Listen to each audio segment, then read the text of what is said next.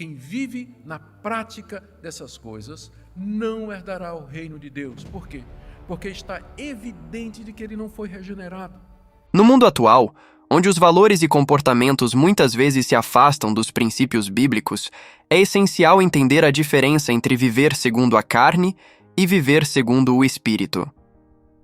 O apóstolo Paulo, em sua carta aos Gálatas, no capítulo 5, descreve claramente o que ele chama de obras da carne, comportamentos e atitudes que se opõem ao Espírito de Deus e que, infelizmente, continuam a influenciar muitos, mesmo dentro da comunidade cristã. No vídeo de hoje, exploraremos o tema Obras da Carne, baseando-nos em Gálatas capítulo 5, versículos 19 a 21. Para nos ajudar a compreender esse importante ensinamento bíblico, ouviremos um trecho de uma pregação do pastor Augustus Nicodemos, um renomado teólogo e pastor que tem dedicado sua vida a ensinar e esclarecer a palavra de Deus. Prepare-se para uma reflexão profunda sobre a natureza humana e a luta espiritual que todos enfrentamos. Este ensinamento é essencial para qualquer cristão que deseja viver de acordo com a vontade de Deus e experimentar a verdadeira liberdade que só o Espírito pode proporcionar. Não se esqueça de se inscrever no canal e ativar as notificações para não perder nenhum conteúdo importante. Para o apóstolo Paulo, tentar se justificar pela lei é a mesma coisa de estar no mundo, estar debaixo da lei e viver na carne. É a mesma coisa. Essas coisas, carne, mundo e lei, pertencem ao mesmo universo. Se você tenta se justificar diante de Deus, observando a lei de Deus, guardando os preceitos da lei, o que vai acontecer é que, em vez de salvação, você verá despertado em você os desejos da carne. A lei provoca a carne, estimula a carne. E como resultado você vai viver como as pessoas do mundo vivem. O efeito é o contrário.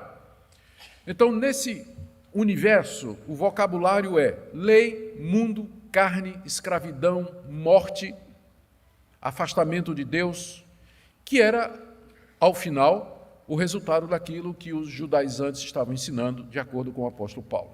Do outro lado, você tem o vocabulário que define o evangelho da graça. Viver na graça é a mesma coisa de estar livre da lei, vencer a carne, andar no Espírito e experimentar a liberdade que Deus nos deu. São dois sistemas opostos, completamente opostos um ao outro.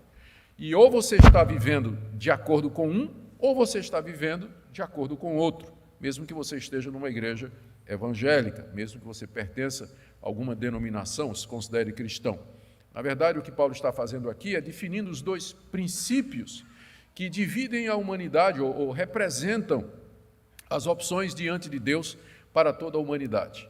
Ou a pessoa tenta se justificar diante de Deus, observando a lei de Deus, tentando guardar os seus mandamentos e assim caindo debaixo do poder da lei, estimulando a carne, praticando o pecado, vivendo como escravo e seguindo pelo caminho do mundo, ou ela é justificada pela graça de Deus, mediante a fé em Jesus Cristo, vive no Espírito, é liberta do poder da carne e experimenta aqui nesse mundo uma vida de santidade e uma vida de agradar a Deus. Esse é o ponto aqui do apóstolo Paulo, no final da carta, porque os judaizantes ofereciam esse caminho para os crentes da Galácia. Eles estavam dizendo, a forma de vocês vencerem as paixões do coração de vocês é vocês seguirem a lei de Deus. Se vocês observarem os preceitos da lei, a circuncisão, o calendário, a dieta e também a lei moral de Deus resumida nos 10 mandamentos, se vocês fizerem isso, vocês então obterão vitória e controle sobre os desejos carnais. O apóstolo Paulo vai dizer aqui que isso não funciona. E que só tem uma maneira de você vencer as paixões da sua carne, os desejos pecaminosos que brotam no seu coração, que é o que Paulo vai chamar de vida no Espírito, que está ligada à crucificação de Jesus e à sua ressurreição de entre os mortos. Eu creio que é a falta de entendimento a respeito desse caminho que tem feito com que muitos cristãos eles não consigam, aqui nesse mundo, experimentar uma vitória significativa sobre suas paixões. Eles sabem que estão errados, eles reconhecem o erro, reconhecem o pecado, tentam com todas as suas forças subjugar os seus desejos, apenas para se verem derrotados no dia seguinte ou 2 dias depois de terem feito propósitos, tomado resoluções, por aí vai. Enquanto nós não aprendermos o caminho do Espírito, nós não reconheceremos ou experimentaremos alguma vitória significativa sobre a carne, sobre as paixões do nosso coração. Nossa vida vai ser caracterizada pelo peca, confessa, peca, confessa, peca, confessa, cai, levanta, que é evidente não é o padrão cristão que a Bíblia apresenta. A Bíblia apresenta um padrão de vitória consistente sobre o pecado. Não perfeição, mas uma vida onde o pecado é acidental e não nos define. Eu não posso ser conhecido por ser linguarudo, imoral, impuro, desonesto, uma pessoa temperamental, que explode, que não tem domínio próprio, que vivo me embriagando, vivo falando mal dos outros. É evidente que não. A Bíblia fala de uma nova vida, fala de uma transformação, de um novo andar, no qual as virtudes cristãs são exibidas e onde aquilo que caracteriza a vida sem Deus é mortificado.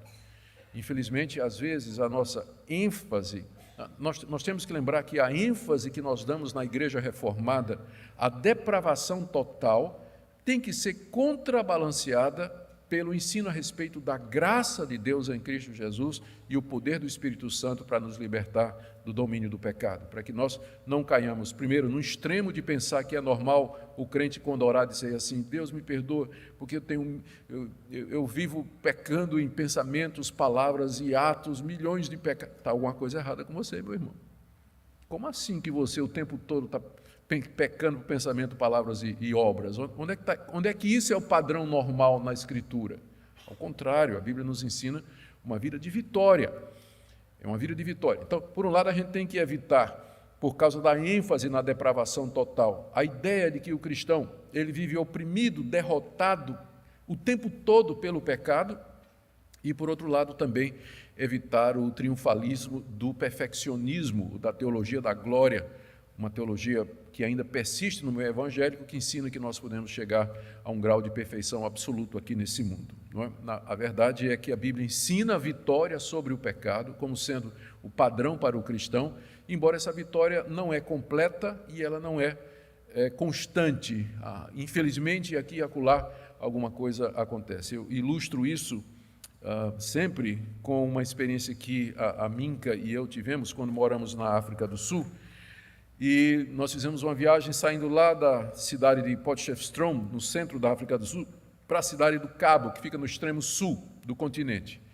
E foi um passeio que nós fizemos de férias, fomos de carro, havia um casal de sul-africanos conosco também, viajando juntos.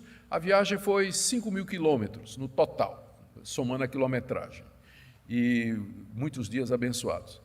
E quando nós voltamos, eu me lembro que um aluno, um colega de seminário, que estava fazendo mestrado, o colega me perguntou sobre a viagem, estava interessado e perguntou se nós tivemos algum problema com o carro durante aquela viagem. Eu disse: nós tivemos um pneu furado. Mas o que é um pneu furado em 5.000 quilômetros? Agora, se o pneu furasse a cada 100 metros, alguma coisa estaria errada, não? Então, não estou dizendo que o seu pneu não vai furar. Meu problema é que ele está furando a cada 100 metros. Esse é o problema. A vida cristã que nos é apresentada na Bíblia é uma vida de vitória.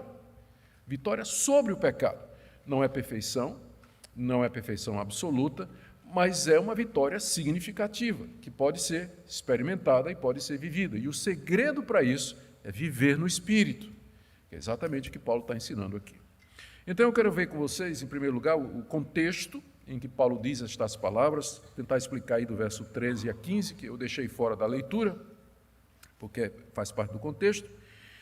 Depois, Paulo apresenta o caminho da vitória, que é viver no Espírito Santo, versos 16, 17 e 18.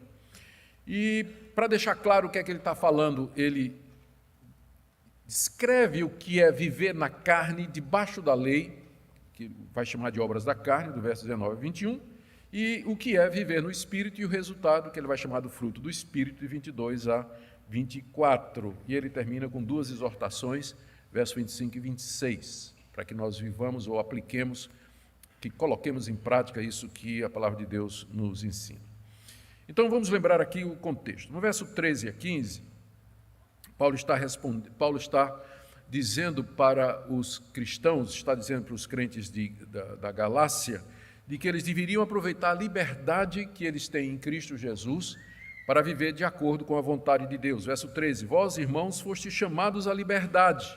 Deus nos chamou para isso. A liberdade aqui é a liberdade do domínio do pecado sobre nós. Porém, não useis da liberdade para dar ocasião à carne. Ao experimentar a liberdade que nós temos em Cristo Jesus, alguns cristãos se sentem à vontade, então, para parar de vigiar ou deixar que os desejos carnais se manifestem. Ao contrário, diz o apóstolo Paulo, final do verso 13, sede servos uns dos outros pelo amor. Eu sou livre de todos e servo de todos, como disse Lutero. O Evangelho me liberta de tudo e de todos, mas ao mesmo tempo me faz servo de todas as pessoas. Eu sou livre, mas eu não vou usar a liberdade para dar ocasião à carne. Eu vou usar essa liberdade para servir as pessoas ao meu redor. E a razão, Paulo diz no verso 14, é porque toda a lei de Deus, todas as exigências de Deus se cumprem num mandamento só. Amarás o teu próximo como a ti mesmo. Quer cumprir a lei? Ama o próximo. Porque quem cumpre a lei, quem ama o seu próximo, cumpre a lei. Agora, verso 15, se vós, porém, vos mordeis e devorais uns aos outros, vede que não sejais mutuamente destruídos. Aqui Paulo está ironizando com a situação dos Gálatas. O sistema legalista de mérito, a teologia do mérito, de que você se justifica diante de Deus pelo que você faz, pelo que você merece, pelo seu esforço, ela provoca esse tipo de coisa. Ela provoca comparação, concorrência e inveja, levando a isso que Paulo chama de morder um ao outro, devorar um ao outro e ser mutuamente destruído. No sistema da graça, onde você sabe que foi salvo pela misericórdia de Deus, você serve a seu irmão. No sistema do mérito, é um devorando o outro, porque o que vale é o mérito, é o valor, é a conquista, é o sucesso. Então, a ironia de Paulo aqui, vocês estão querendo se justificar diante de Deus ou se santificar pela lei, cuidado aí para vocês não se devorarem, né? Ficarem se mordendo, se destruindo mutuamente. Em contraste a isso, aí sim, agora ele introduz no verso 16, digo, porém, o porém aí faz o contraste. Né? Em vez de vocês se devorarem, se destruírem, tentando se justificar diante de Deus pela lei ou guardar as obras da lei, Paulo agora introduz o que ele chama de vida no Espírito. Olha a declaração do verso 16. Digo, porém, em contraste ao que foi dito, andai no Espírito e jamais satisfareis a concupiscência da carne. Essa é uma declaração bastante radical, não é mesmo? Essa palavra jamais é uma dupla negativa na língua grega. É a maneira mais forte que a língua grega tem de expressar um não. Nunca, jamais. Se você andar no Espírito, você nunca, jamais vai atender ou satisfazer a concupiscência da carne. A palavra concupiscência significa desejo e ela é sempre usada pejorativamente no Novo Testamento. São desejos maus. Carne aqui é a nossa natureza pecaminosa, a natureza que nós herdamos do pecado original de Adão, nascemos com ela e alimentamos essa natureza toda a nossa vida e ela vai conosco até o nosso último suspiro. É assim que Paulo, é assim que Paulo se refere à nossa natureza pecaminosa, como carne. Esse é o termo que ele vai usar aqui e nós vamos ter que prestar atenção para isso aqui. Nós somos carnais, nós continuamos com a natureza adâmica, ela tem desejos. E o nosso alvo como cristãos é não cumprir esses desejos. E o caminho para isso, Paulo diz, é andar no Espírito. Se você andar no Espírito, você jamais vai satisfazer os desejos carnais do seu coração. Fica evidente, então, que andar no Espírito é a chave da vida cristã e é o ponto mais importante para nós. Nós precisamos entender o que é isso, porque o que está sendo afirmado aqui é alguma coisa que todo cristão verdadeiro deseja. O cristão verdadeiro, ele odeia o pecado e ele quer viver uma vida de santidade. Mas como fazer isso? Aqui está a resposta do apóstolo Paulo. Você tem que andar no Espírito. Andar no Espírito significa andar guiado pelo Espírito, andar pelo poder do Espírito Santo, andar à luz da sua iluminação, do seu conforto e na força do poder do Espírito Santo. Paulo, na carta, antes, nos capítulos anteriores, ele já tinha dito que Deus nos concede o seu Espírito Santo quando nós nos arrependemos e nós cremos no Senhor Jesus Cristo. O Espírito Santo é a dádiva de Deus para o seu povo. É pelo Espírito de Deus que os benefícios da morte de Cristo e da sua ressurreição chegam até nós. O Espírito aplica em nós a obra redentora de Cristo.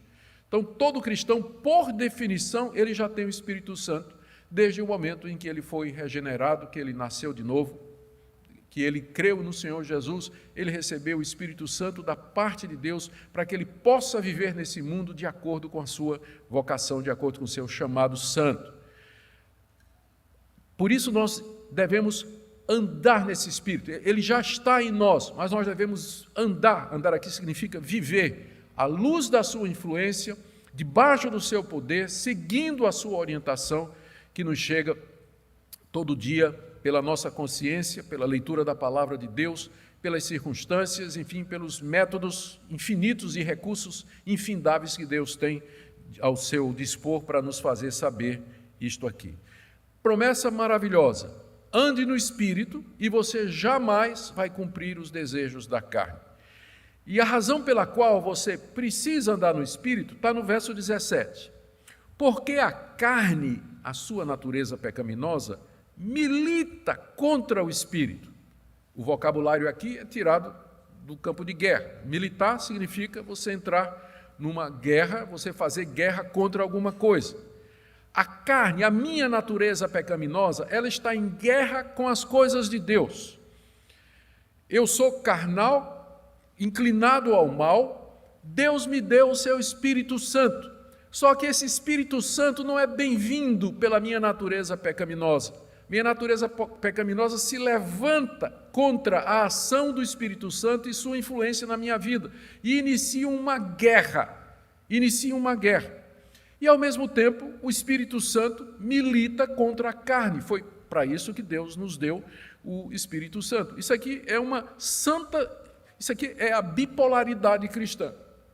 O cristão é meio que bipolar. Ele é carnal, ele tem a natureza carnal, mas ao mesmo tempo ele recebeu de Deus o Espírito Santo. E há uma luta travada no seu coração, que é uma luta diária, uma luta constante. Ele não consegue fazer o bem sem luta e ao mesmo tempo não consegue fazer o mal sem a consciência pesada. O seu coração é um campo de batalha onde estes poderes se enfrentam diariamente, o Espírito militando contra a carne e a carne militando contra o Espírito, para que não façais o que porventura seja do vosso querer. Tchau, livre-arbítrio, verso 17. Para que não façais o que porventura seja do vosso querer. Ou seja, meu arbítrio não é livre. Ou eu estou guiado pelo Espírito Santo, influenciado pelo Espírito Santo, ou de alguma forma pela minha natureza carnal. Você não é neutro. Você não pode decidir assim, simplesmente isento desse combate que está havendo no seu coração. É por isso que você precisa andar no Espírito Santo, porque por você mesmo você não vai vencer essa batalha. Então, o verso 17 é a explicação do verso 16. No verso 16 ele diz: você ande no Espírito para poder vencer a concupiscência da carne. Por que eu preciso do Espírito Santo para isso? Porque tem uma guerra e você não faz o que você quer. A sua vontade é fraca, o seu arbítrio é contaminado, a sua decisão é passageira, seu conhecimento é provisório. Se o Espírito de Deus não lhe socorrer, você vai perder essa luta. Então, o nosso arbítrio, fazer o que nós queremos, ele está contaminado, ele está enfraquecido pela carne. E se nós formos depender, então, da nossa decisão, da nossa vontade, do nosso esforço, nós vamos perder toda a escaramuça que nós tivermos com as paixões e os desejos carnais. Por isso, nós precisamos do poder do Espírito Santo, que é exatamente o que Paulo volta a dizer no verso 18. Você não pode fazer o que você quer, no final do verso 17, para que não façais o que porventura seja do vosso querer, mas se sois guiados pelo Espírito, que é a mesma coisa de andar no Espírito, Se vocês são guiados pelo Espírito Santo, vocês não estão sob a lei. Aí você me pergunta, ué, o que é que tem lei a ver com isso? Lembra o que eu disse no início? Faz parte do vocabulário. Andar na carne ou estar debaixo da lei é a mesma coisa. A mesma coisa. Estão ligados. A lei e a carne estão ligados. Então, andar na carne e viver debaixo da lei, no vocabulário de Paulo, define a mesma experiência. Se você é guiado pelo Espírito, você não está debaixo da lei, ou seja, você não está debaixo da escravidão dos desejos carnais que são condenados pela lei. Você vai experimentar a verdadeira liberdade quando você anda no Espírito Santo, quando você é guiado pelo Espírito Santo. A essa altura é bom a gente perguntar de que maneira o Espírito Santo nos guia. Eu ia deixar isso para a parte final, mas a gente pode já adiantar aqui. O Espírito Santo nos guia diariamente através daquilo que em teologia nós chamamos de meios de graça. São os meios pelos quais a graça de Deus necessária para nós se manifesta em nossa vida. Quais são eles? Primeiro e acima de todos, a palavra de Deus, a palavra escrita de Deus, a sua revelação inspirada que está registrada nas páginas do Antigo e do Novo Testamento e que são usadas pelo Espírito Santo para me fortalecer, esclarecer, iluminar, me defender e rejeitar o erro. Então, leitura da palavra, meditação na palavra de Deus, encher minha mente da palavra de Deus e do ensino da Escritura. Uma vida de oração, de estar na presença de Deus, de pedir a Deus, de clamar a Deus e dizer a Deus, Deus, eu quero vitória, eu não quero continuar escravo do meu temperamento, não quero continuar escravo da imoralidade, não quero continuar escravo dessas paixões que estão no meu coração. Ele vai descrever essas paixões daqui a pouco, aí você vai se ver nelas, tenho certeza. Eu não quero viver dessa maneira. A vida de oração está aberto para ser corrigido e orientado por outras pessoas que Deus vai mandar. Pessoas sinceras que Deus vai mandar para corrigir você. E às vezes até mesmo críticos. Deus vai mandar para corrigir você. Então, tudo isso é a maneira do Espírito Santo nos guiar, de nos fortalecer, para que nós possamos vencer os desejos da nossa natureza carnal. Então, está aqui o primeiro ponto do apóstolo Paulo. Existe uma vida de vitória em que você não cumpre o desejo da carne, mas essa vida é vivida no poder do Espírito Santo. Você precisa dele, porque há uma guerra travada no seu coração.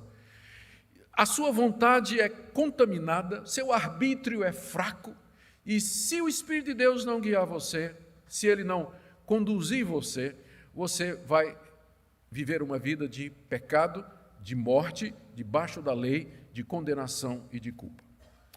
Para que não fique dúvida do que é que ele está falando, o apóstolo Paulo descreve do verso 19 até o verso 21, as obras da carne, ou seja, o que é que a carne na verdade produz. Porque ele está falando até agora teoricamente, falou de carne, mas agora ele então exemplifica. O que é que ele quer dizer com isso? Quando ele fala de carne, ele está falando das manifestações pecaminosas da nossa natureza. Nós temos uma natureza pecaminosa e ela se manifesta. E quando ela se manifesta, ela adquire essa conotação que está aqui nessa lista. A lista pode ser dividida em 4 categorias. Primeira, pecados de natureza sexual. Verso 19. Ora, as obras da carne são conhecidas. Paulo está dizendo, eu estou dizendo isso aqui porque eu preciso dizer, mas todo mundo sabe o que é obra da carne. Todo mundo sabe, por exemplo, que prostituição, impureza e lascívia, isso não é de Deus. Isso procede da nossa natureza pecaminosa. As primeiras obras, elas têm a ver com a sexualidade humana. Prostituição, impureza sexual e lascívia, cobiça, o desejo sexual desenfreado no tempo errado, pela pessoa errada e no modo errado. É interessante que, não só aqui, mas nas demais listas de pecados do Novo Testamento, geralmente os pecados da área sexual encabeçam. Eles vêm logo primeiro.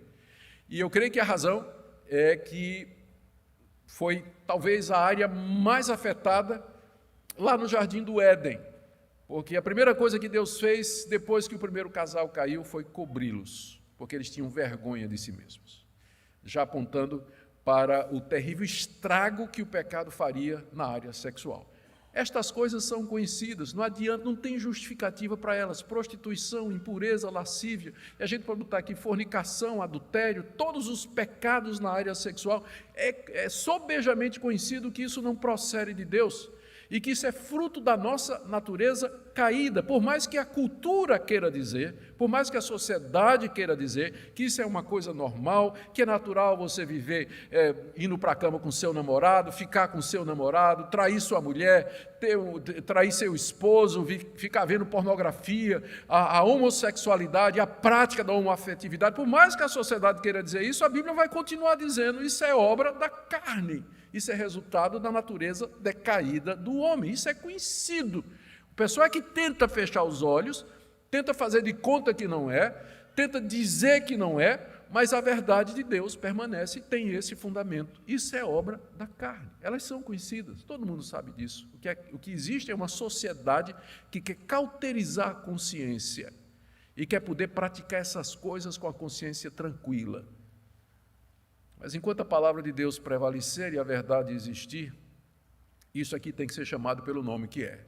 É obra da carne mesmo. Prostituição, impureza, lascívia, adultério, fornicação, prática homossexual e bestialismo, enfim. É tanta coisa que a gente nem sabe como vai terminar a lista.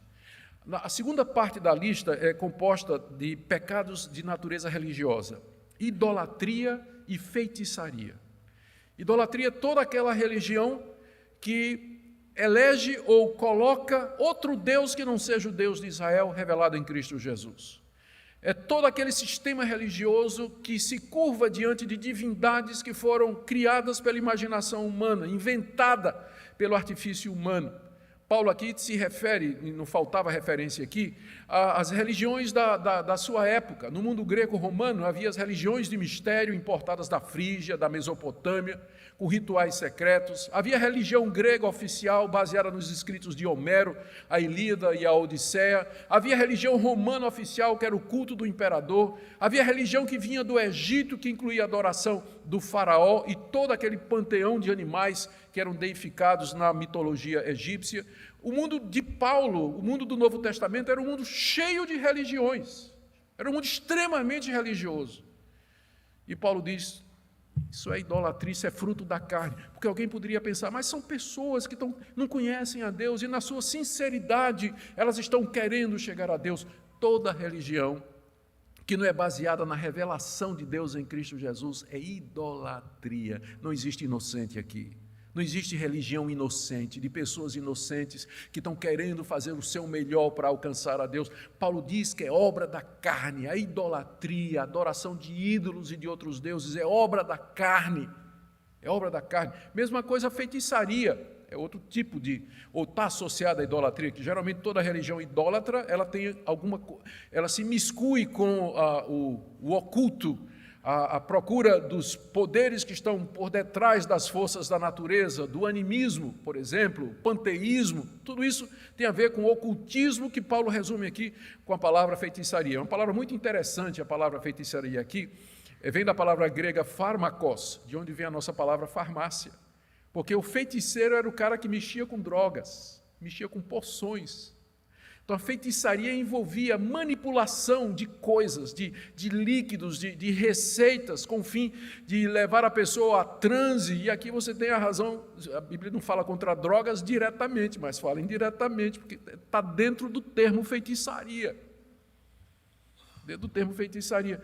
Então, muito comum na época do apóstolo Paulo, ele diz: é obra da carne. Isso não é coisa do Espírito, não tem como justificar o uso da maconha. É obra da carne mesmo, é coisa de feiticeiro, é poção mágica, vamos dizer assim, né? Para você se sentir melhor, não tem como justificar, é obra da carne. Depois ele fala sobre, a próxima seção dessa lista aí, tem a ver com pecados interpessoais de relacionamento, que eu vou tratar de uma forma só. Ele fala de inimizades, porfias, ciúmes, iras, discórdias, dissensões, facções e invejas. É a categoria que tem mais pecados aqui, não é? Ele fala aqui, são quantos? Inimizade, porfia, ciúme, ira, discórdia, dissensão, facção e inveja. 8. Da lista, 8 tem a ver com relacionamentos. Então, estas coisas aqui, como inimizades, é obra da carne. Não tem como você justificar, irmão. Não tem. Não, eu sou inimigo dele porque ele me fez mal. Não quero nem falar com ele. Deletei do meu Facebook, bloqueei o cara. Tá. Bom, tem uns cabeça de vento, imbecis, que a gente tem que bloquear mesmo, não tem jeito. Mas eu quis só dar um exemplo de que você não tem como justificar inimizade com o irmão em Cristo Jesus, pelo menos, ou com outras pessoas. Sempre a carne está envolvida com isso. Sempre a carne está envolvida. É obra da carne. Vem inimizade, porfias, ciúmes, iras. Não tem como justificar. É obra da carne. O apóstolo Paulo é claro aqui. Dissensões, facções, que divide as pessoas, né, formando grupos, invejas. Tudo isso é obra da carne. Por isso que Paulo começou dizendo, é conhecido, não tem como justificar. Não tenta justificar isso aqui, meu irmão, na sua vida, porque é conhecidamente coisa da nossa natureza pecaminosa. As obras da carne são conhecidas. Aquelas de natureza sexual, de natureza religiosa, de natureza interpessoal e aquelas que têm que ver com minha própria vida, o domínio de mim mesmo, que são os dois últimos, bebedices e glutonarias. A embriaguez, a falta de domínio próprio de pessoas que abusam do álcool ou de qualquer outro tipo de substância. E a glutonaria, que é o abuso da comida mesmo, que a gente às vezes não tem muita coragem de falar a respeito disso aqui, não é? Mas está na lista de obras da carne. Alguns vão dizer, bom, Paulo, bebedice e glutonaria, Paulo tem em mente aqui as orgias que eram comuns no Império Romano. De fato, era mesmo.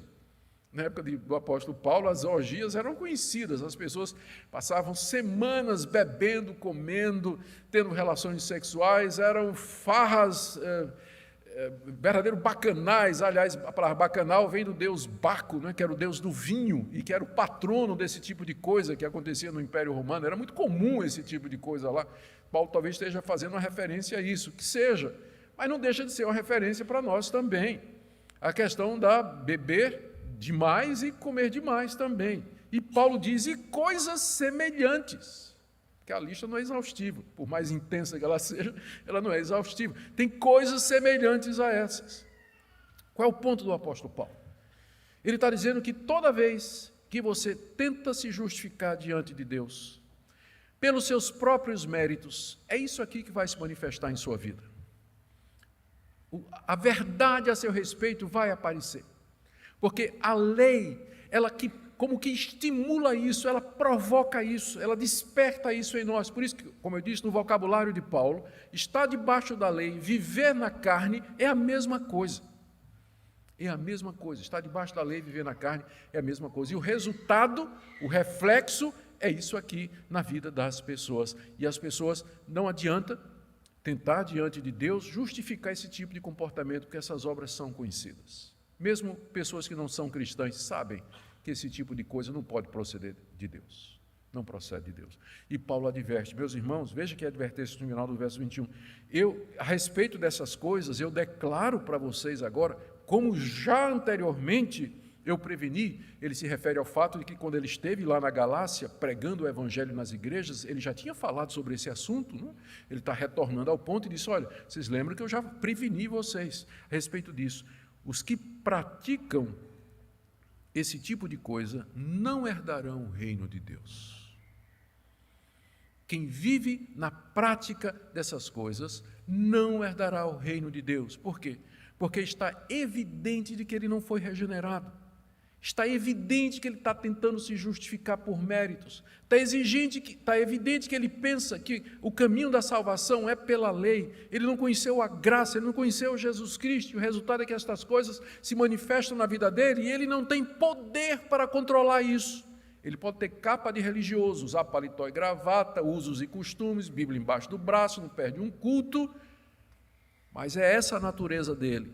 Ele pratica estas coisas, umas em maior escala do que outras, outras mais intensamente do que outras, mas ele vive na prática dessas coisas. Note bem, o crente verdadeiro, eventualmente ele pode cair numa dessas coisas, mas como eu disse, é um pneu em 5.000 quilômetros. O que não é de Deus, ele vive na prática disso. Ele não consegue vencer isso. Mesmo que ele tenha consciência, ele não consegue subjugar isso, mas estas coisas caracterizam a sua vida, a prática delas. E aqui está um bom teste que você pode fazer a respeito da sua segurança de salvação ou da sua expectativa e esperança de que após a morte você vai ser recebido por Deus nos céus. Você vive na prática dessas coisas. Eu não estou perguntando se você algum dia não cometeu alguma dessas coisas, mas a minha pergunta é se você é dominado por essas coisas, se estas coisas têm um domínio sobre a sua vida, porque se tiver, então acendeu a luz vermelha, meu irmão. E aí você deve examinar a sua vida e deve prestar atenção, porque os sintomas e os sinais aqui, de acordo com o que Paulo está dizendo, é de que você está naquela categoria de pessoas que vivem na carne, debaixo da lei, e que não herdarão o reino de Deus, não entrarão naquele reino eterno que o Senhor Jesus nos conquistou pela sua morte e ressurreição. Em contraste, para que fique bem claro o que é que Paulo está falando, o fruto do Espírito é, verso 22, amor, alegria, paz, longanimidade, benignidade, bondade, fidelidade, mansidão, domínio próprio. Algumas pessoas perguntam por que quando falou da carne, Paulo usou o plural, as obras da carne, mas quando ele fala do Espírito, ele usa o singular, o fruto do Espírito. Eu não consigo encontrar uma razão teológica para isso. Talvez não haja nenhuma. O que talvez Paulo queira dizer é que quando de fato nós vivemos no Espírito Santo, o fruto da sua operação em nós se manifesta dessa maneira que é centralizada no amor.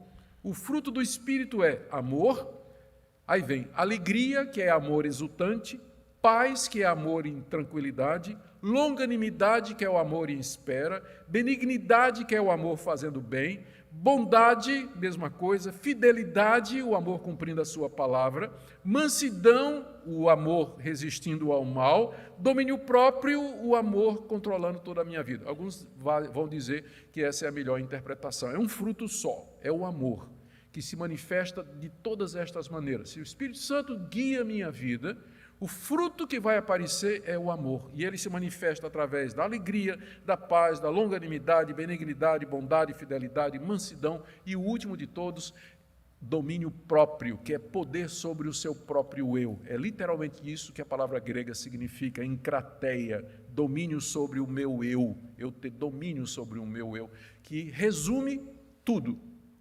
O fruto do Espírito é domínio próprio. E agora você não está mais naquela lei, você não faz o que você não quer, que é o que está dizendo no verso 17. Porque pelo Espírito agora você tem domínio de si. No verso 17, Paulo diz que nessa guerra você não faz o que você quer, mas se você andar pelo Espírito, você tem domínio. Você vai controlar seus desejos, suas paixões, seus pensamentos, você vai fazer as decisões certas, você vai andar no caminho de Deus. É isso que o Espírito Santo faz. Veja como Paulo diz no verso 23, contra essas coisas não há lei.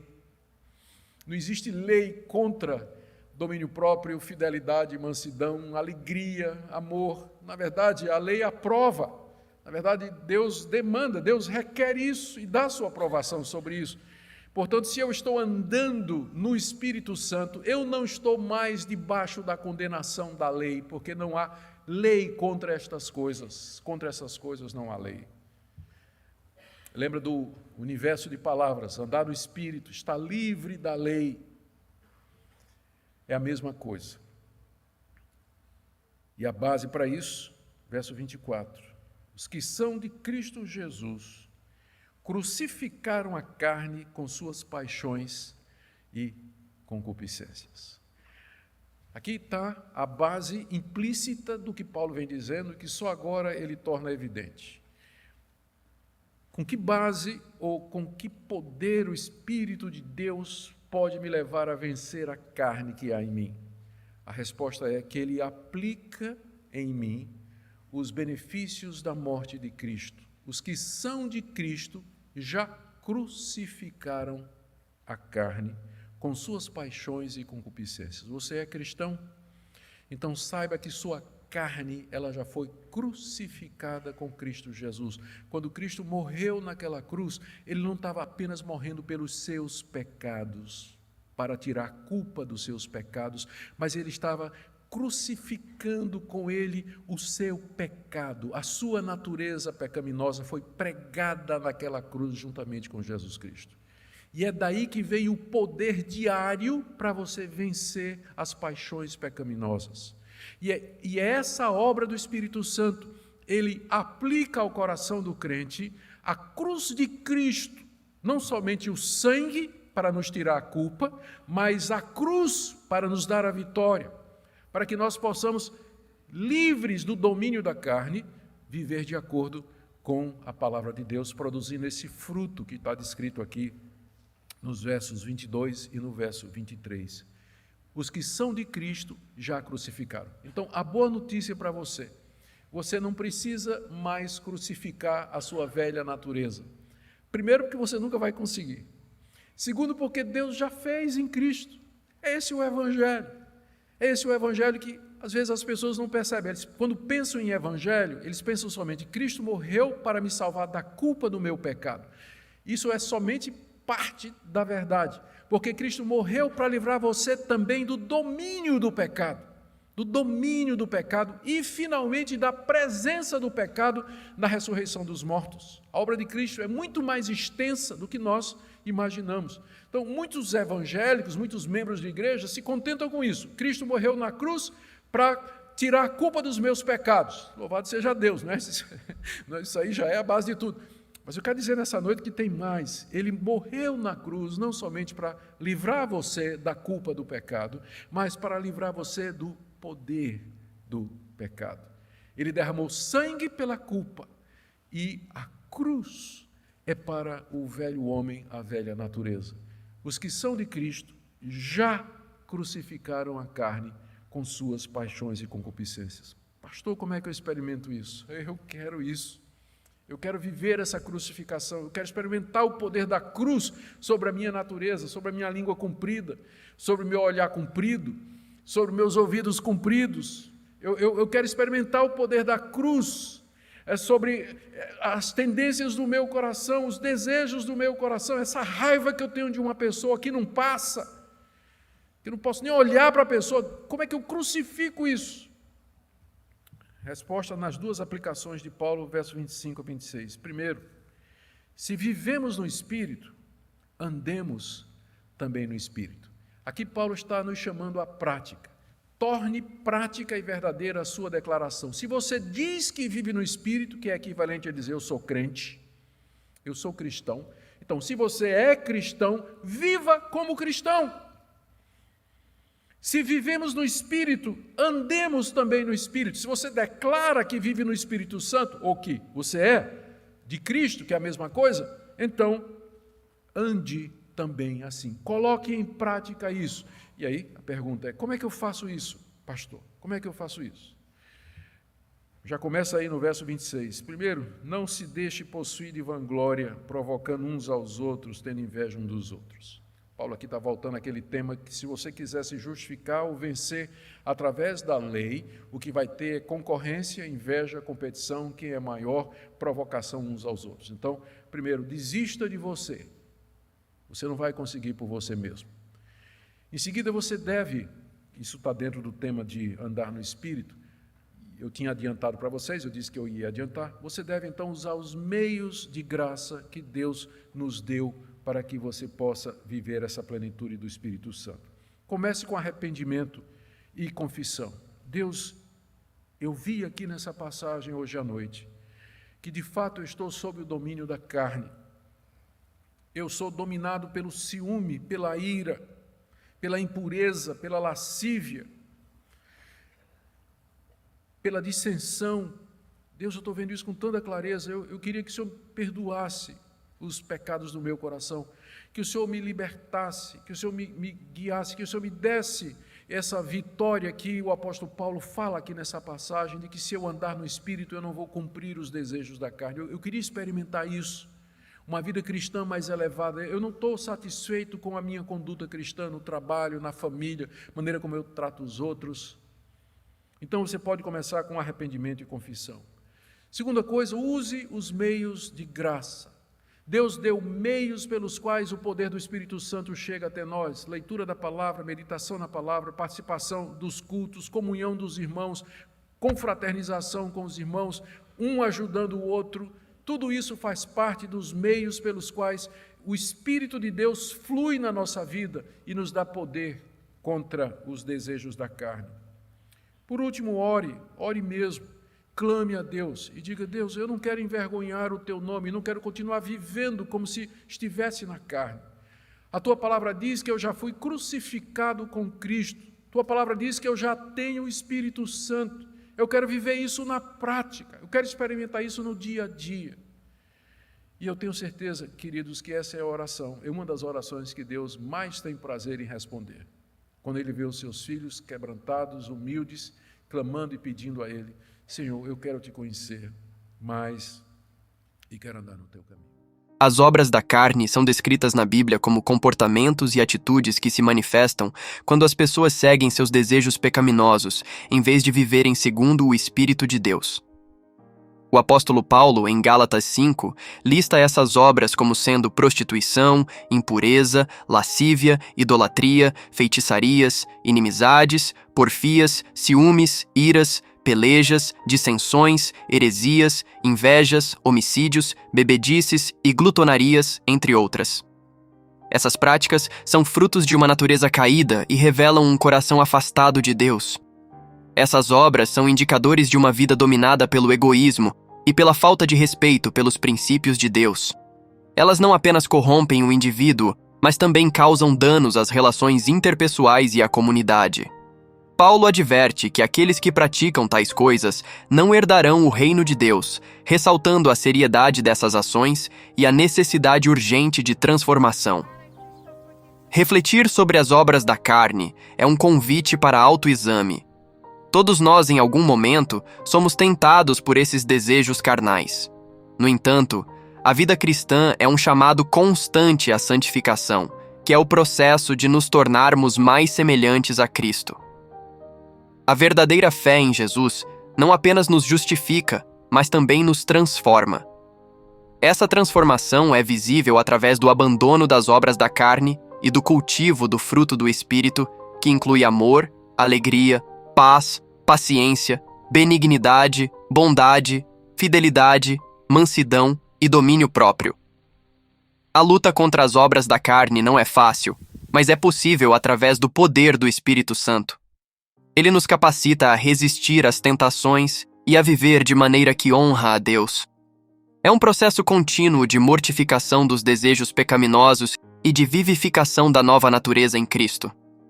Devemos constantemente buscar a presença de Deus em oração, meditação na palavra e comunhão com outros crentes para fortalecer nossa fé e resistir às obras da carne. Além disso, entender as obras da carne nos ajuda a ser mais compassivos com os outros, reconhecendo que todos enfrentam lutas internas. Em vez de julgar, somos chamados a apoiar uns aos outros na caminhada da fé, encorajando e edificando mutuamente para que possamos crescer em maturidade espiritual. Que possamos, com a ajuda do Espírito Santo, vencer essas inclinações e viver uma vida que glorifique a Deus em todas as nossas ações e pensamentos.